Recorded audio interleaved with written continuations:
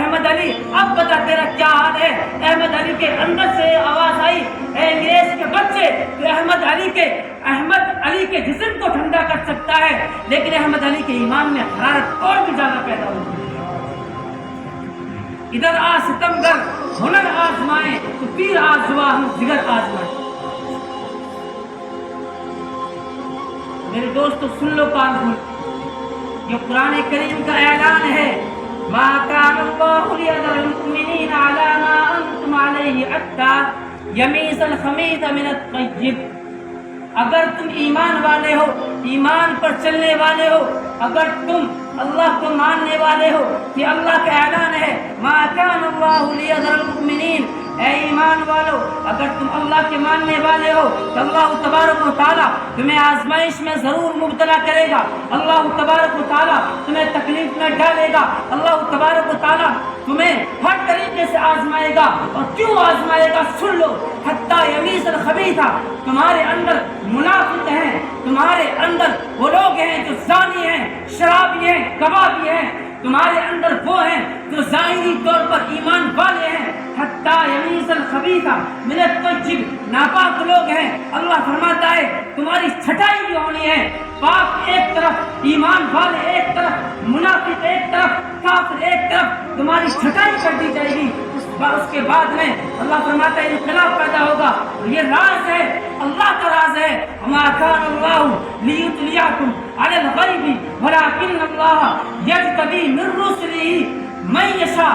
اللہ فرماتا ہے یہ اللہ کی حکمتیں ہیں، یہ غیب کی باتیں ہیں، اللہ مطلع نہیں کرے گا، کس کو کرے گا؟ ولکن اللہ یجتبی من رسلہ من یشاء، اللہ نے رسولوں میں سے جس کو چاہا ان کو غیب پر مطلع کیا ہے۔ تمہارا کام صرف یہ ہے فآمنوا باللہ ورسلہ، تم اللہ پر ایمان لے کر آؤ، رسولوں پر ایمان لے کر آ جاؤ۔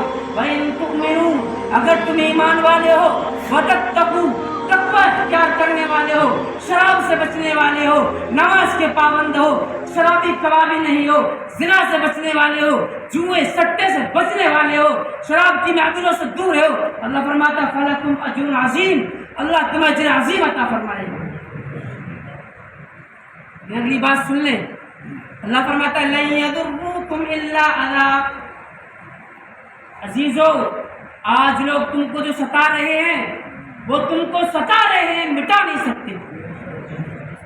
یہ زبانی تکلیف دے سکتے ہیں، موبلنگ کر سکتے ہیں، ایک دوسرے انسان کو دیکھ کر تمہیں مٹا ختم کر سکتے ہیں، لیکن تم کو مٹا نہیں سکتے ہیں۔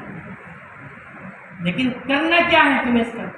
وَإِن تَصْبِرُوا، تمہیں صبر کرنا ہے ان تکالیف پر، وَتَتَّقُوا، تقوی اختیار کرنا ہے، تمہیں پرہیزگاری اختیار کرنی ہے۔ اللہ فرماتا ہے لا یضرکم کیدہم شیئا، کہ تمہارا کچھ نہیں بگاڑ سکتے، ان کے ہیلے، ان کی تدبیریں، ان کی سیاست، ان کے تمام منصوبے فیل ہو جائیں گے، لیکن تمہارا کچھ نہیں بگاڑ سکتے۔ افسوس تو اس بات کا ہے کہ ہم نے قرآن کو سمجھا نہیں ہے۔ قرآن تو یہودیوں نے سمجھا ہے، قرآن تو عیسائیوں نے سمجھا ہے۔ اگر آپ غور کریں، پیچھے چلیں تو آپ کو ایک بات معلوم ہوگی، جب قرآن نہیں آیا تھا یہودی نے، عیسائی نے کون سی ایجادات آپ کے سامنے پیش کی ہیں؟ کوئی کی ہے؟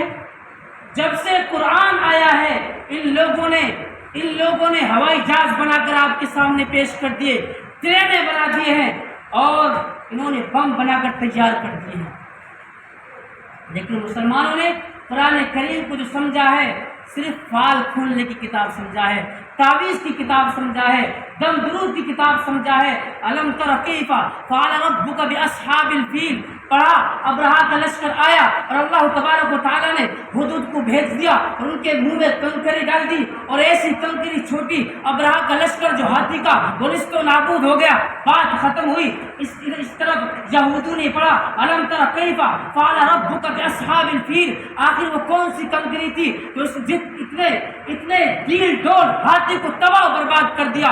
وہ نالائق فوج میں نکلا اور اس نے بم بنا کر تیار کر دیا۔ ہم نے پڑھا فسخرنا له الريح، کہ اللہ نے ہوا کو مسخر کر دیا سلیمان علیہ السلام کو، اس پر حکومت اللہ نے ان کی دی، اور وہ ایسا تخت تھا غدوها شہر ورواہ شہر، ایک مہینے کی مسافت آدھے دن میں طے کر دیتا تھا، لیکن ہم نے یہاں تک پڑھا چھوڑ، یہودیوں اور عیسائیوں نے پڑھا، آخر وہ کون سی چیز تھی، غور کیا، ہوائی جہاز بنا کے تیار کیا، یہ کیا تھا؟ ہم نے قرآن کو چھوڑا ہے، ہم نے قرآن کے دامن کو سمجھا چھوڑ دیا ہے، یہ ہمارے لیے دستور حیات ہے، یہ قانون الہی ہے، لیکن ہم نے اس کو پس کشت ڈال دیا۔ اس لیے میرے دوستو، نجات اسی میں ہے، دنیا کی کامیابی بھی، آخرت کی کامیابی بھی قرآن کے دامن کو تھامنے میں ہے، حضور صلی اللہ علیہ وسلم کے دامن کو تھامنے میں۔ میں اپنی بات کو ختم کرتا چلوں، صرف ایک واقعہ بیان کر دوں۔ یہودیوں کا مجمع لگا ہوا تھا، بڑا مجمع، عالموں کا مجمع، اور ان میں سے ایک محمدی شخص ان کے پاس داخل ہو گئے، ان کی زبان، اس عالم کی زبان بند ہو گئی، گونگ ہو گئی۔ دخل فینا محمدی، انہوں نے کہا کہ ہمارے درمیان میں کوئی محمدی داخل ہو گیا ہے۔ لوگوں نے کہا اس کو کھڑا کرو، قتل کر دو، ختم کر دو اس کو۔ یہودی عالم کہنے لگے نہیں۔ وہ کون تھے بزرگ؟ بایزید بسطامی کھڑے ہوئے، کہا کہ آپ سے کچھ اگر سوال کر دی جائے جواب دیں گے؟ کہنے لگے ہاں میں جواب دوں گا۔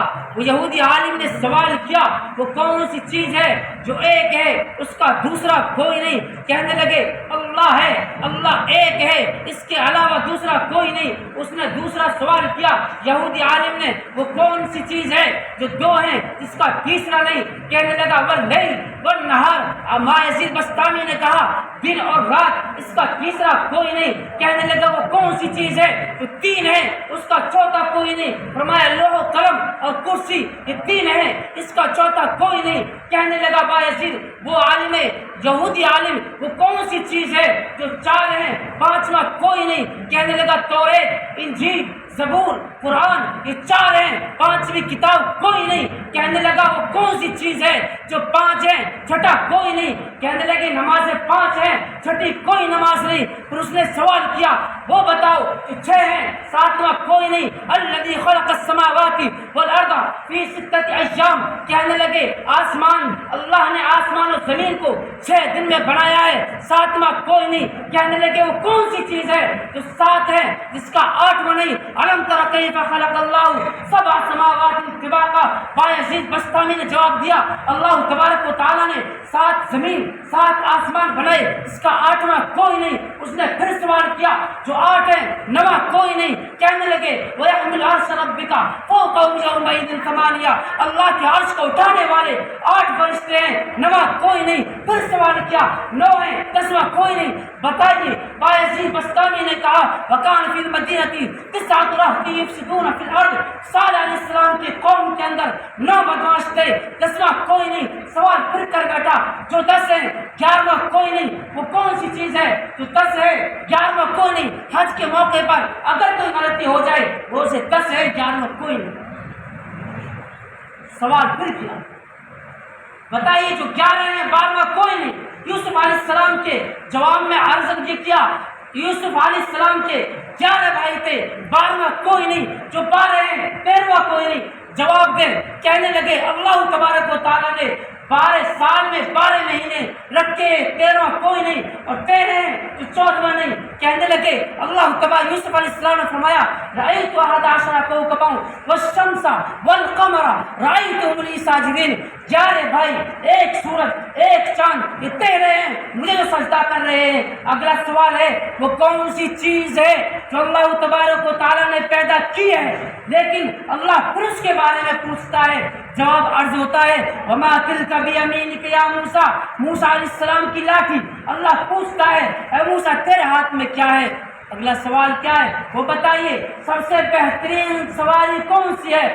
جواب دیا گھوڑا۔ سب سے بہترین رات کون سی ہے؟ شب قدر۔ سب سے بہترین دن کون سا ہے؟ سب سے بہترین مہینہ کون سا ہے؟ فرمایا رمضان مبارک کا مہینہ۔ سارے سوال اور بھی بہت سارے سوال تھے بایزید بسطامی سے، لیکن جب سارے سوال مکمل ہو گئے بایزید بسطامی نے کہا ایک سوال میرا بھی ہے، اگر آپ جواب دیں تو کہوں۔ یہودی عالم نے کہا ہاں ہاں ہم جواب دیں گے. کہا ان سے ما مفتاح الجنہ، جنت کی چابی کیا ہے؟ وہ خاموش ہو گیا. لوگ کہنے لگے آپ جواب دیں، آپ نے تو سوال کی بوچھار کر دی. انہوں نے ببانگ کون سوال کے جوابات دیے، لیکن آپ ان کے سوال کا جواب دیں. یہودیوں نے کہا، وہ عالم کہنے لگا میرے پاس اس سوال کا جواب تو ہے لیکن آپ مانیں گے. ہم بھی تو کہتے ہیں ہمیں پتا تو سب کچھ ہے لیکن ہم مانیں گے. لوگ کہنے لگے نہیں آپ جواب دیں. کہا اللہ کے نبی صلی اللہ علیہ وسلم پر جنت کی چابی ہے اور آپ اس کو تسلیم کرنے کے لیے تیار نہیں ہیں. قیامت کے دن لوگوں کا مجمع ہوگا، جنت کی طرف جا رہے ہوں گے، جنت کا دروازہ بند. لوگ آدم علیہ السلام کے پاس جائیں گے، آپ ہمارے دادا ہیں، آپ ہمارے باپ ہیں، آپ اول نبی ہیں، آپ ہمیں جنت کا دروازہ کھلوا دیجئے. وہ کہیں گے میں نے تو خود لوگوں کو جنت سے نکلوایا تھا، میرا بس کا کام نہیں. لوگ ثانی آدم کے پاس جائیں گے، نوح علیہ السلام کے پاس، وہ کہیں گے میری بس کی بات نہیں. پھر لوگ کہاں جائیں گے؟ عیسیٰ علیہ السلام کے پاس، میرے بس کی بات نہیں. لوگ تمام کے تمام حضور اکرم تاجدار مدینہ محمد عربی صلی اللہ علیہ وسلم کے پاس جائیں گے اور جنت کا دروازہ یہ ہمارے پاس جنت کی چابی. ہمیں کس سے ڈرنے کی ضرورت؟ ہماری بنی آخرت بھی ہے، بنی دنیا بھی ہے. شرط ہے کہ ایمان پر قائم رہنا.